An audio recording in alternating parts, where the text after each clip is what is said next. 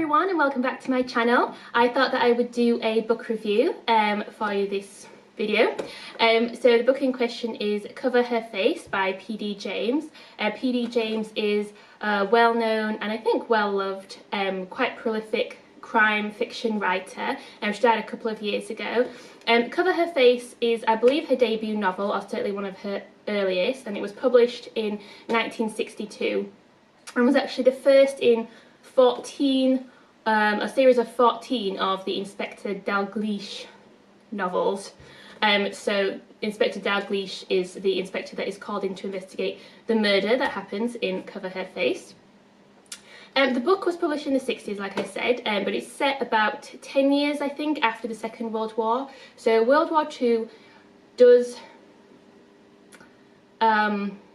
have an impact on the story in kind of subtle ways. So there are characters whose family members have died in bombings or have been injured and disabled in bombings. There's one of the main characters who was actually a member of the French resistance and then was interrogated and tortured by the Gestapo, and so that has an impact on his personality and on his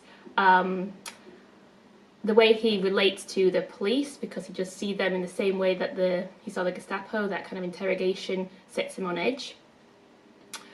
But it's kind of a subtle thing. The war is not really overtly referred to, but there's certainly social and political changes that have happened in the second half of the 20th century that P.D. James would have been well aware of writing in the 1960s.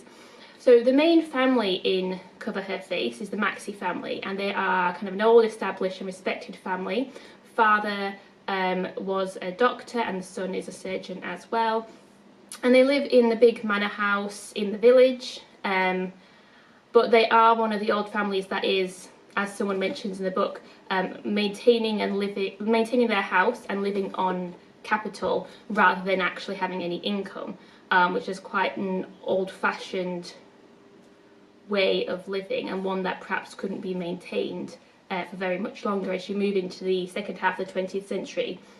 So you do see that as kind of a familiar theme that I think that runs through books and stories that were written around this time, about this time period.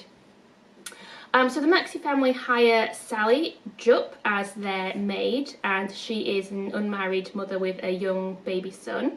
And not very long after she starts working for them, they have the village fete, and the next morning Sally is found strangled in her bed. So then obviously this is a murder mystery, murder investigation, it's a crime novel, and we want to know who has actually committed the crime and why. And every member of the family and everyone that's ever met her apparently disliked her instantly. She was intelligent but sly and cunning, ambitious and slightly manipulative young woman. Although you only really have other people's word for that, their interpretation of her actions. You don't get very much from Sally herself, because she dies quite soon into the book. So I did feel like there was a lack of sympathy and a lack of empathy and a lack of understanding for the victim of this horrible crime, but that may just be the way that those characters would have truly reacted to her death. And certainly I did feel that most of the main characters were fleshed out quite well, and you really got a sense of their position and their feelings on Sally, as well as also their relations with their other family members, their petty jealousies, their more legitimate jealousies, their bigotry, I suppose. Certainly people are quite judgmental over Sally being an unmarried mother in the book, which is obviously because of the time that it was written and the time that it was set. I did feel like the one character that probably was the least well developed was Inspector Dalgleish, which is interesting given that this was the first of a series of books about him. I think the last book featuring him was written or published in 2008, so it spanned about 50 years. I haven't read any of the future ones, so I don't know whether or not she developed his character more, and possibly she didn't realise that she was going to write about him again because it was one of the earlier books. But yeah, I was sort of a little bit surprised that his character didn't come through more in the book, and I didn't really get a very good grasp of what kind of an inspector he was. It's also a bit of an interesting mixture. I mean, it's a very short book. It's about 200 pages, so it's an easy read. It's a very accessible book.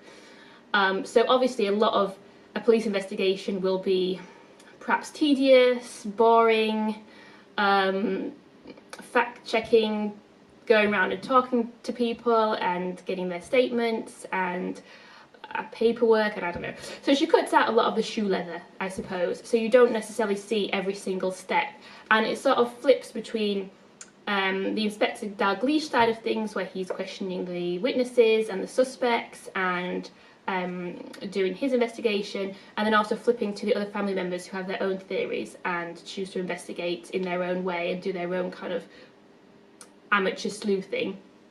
But it kind of flips backwards between the two, which kind of worked, but I don't know if it totally worked. Perhaps the book just isn't long enough and it could have really done with more. I have to say that I didn't guess who had done it.